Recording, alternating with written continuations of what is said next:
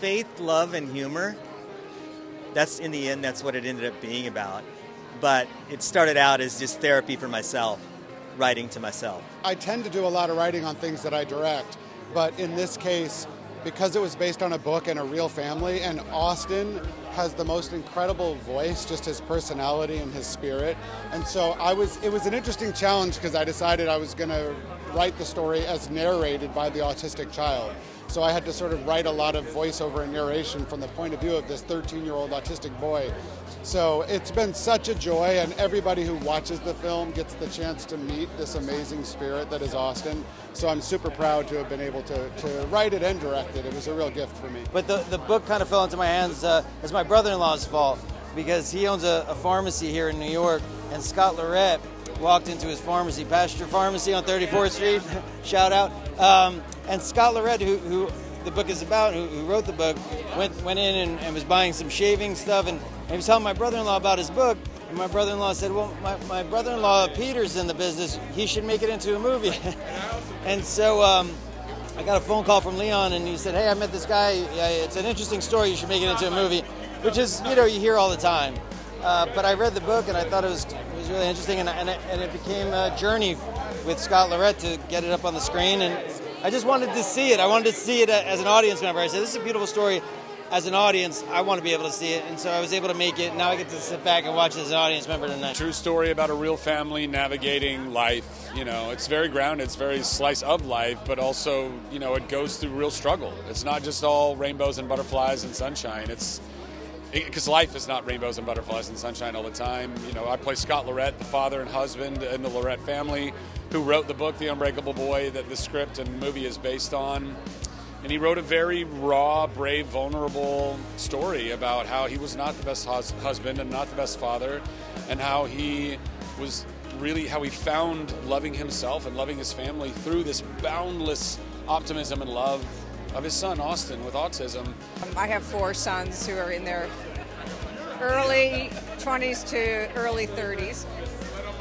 So you're always there for them. So I really relate to being a person in this role in life, of being a parent to adult children.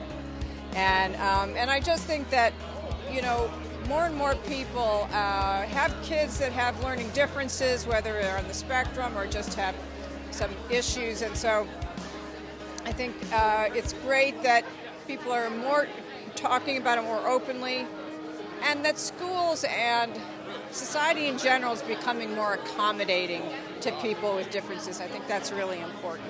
It really was great. They were all amazing in their own ways. Megan was really loving. She really was the mom on the set, who we all saw. Me and Gavin got along really well. We were brothers. Tyler, pilot, he may seem like a bully, but trust me, he wasn't. He was. We only had him for 3 days, but we wish we had him for more. And then Zachary Levi, of course, he was incredible. He was always really compassionate and helpful to us. Since he was like the most experienced one, he really played his role as like the father there. So Logan is the younger brother, and I kind of protect my older brother from bullies and stuff. I talked to Austin a lot, and he kind of told me a little bit about how his brother acts. So, he's awesome, by the way. I love talking to him. He's super funny, and he's super light. He's a super light, happy person. It's funny because my mom was like, well, they're giving spoilers whenever they talk about you. And I'm like, it's okay, Mom. It's okay. It's important that they know. So I play Joe, and I play Scott LeRette, Zach's character's imaginary friend. And you learn that pretty early in the movie, so it's okay. But what I love is that Joe was a real imaginary friend, if that makes any sense. Like, Scott had this imaginary friend that he would talk things out with named Joe. And I love that idea. And I'm like, I don't know why I didn't do that, growing up and in my adult life. And so it's a fun role to play because he's there for the happy times. He's there in the sad times. He's the angel on the shoulder, the devil sometimes. And we just had so much fun. And this is genuinely one of my most favorite roles I've played. I had so much fun with this guy. Tyler is Austin's bully.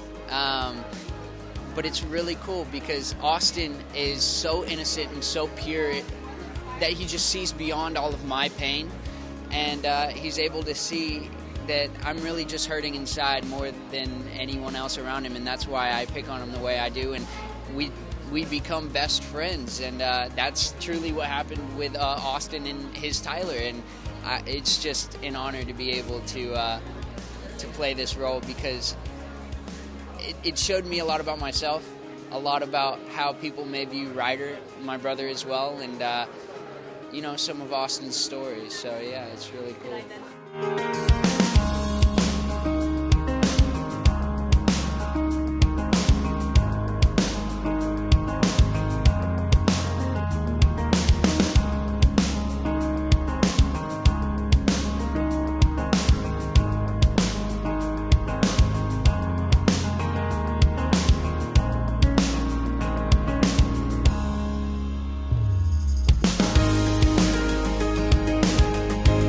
They go home and have and realize that family is more than anything.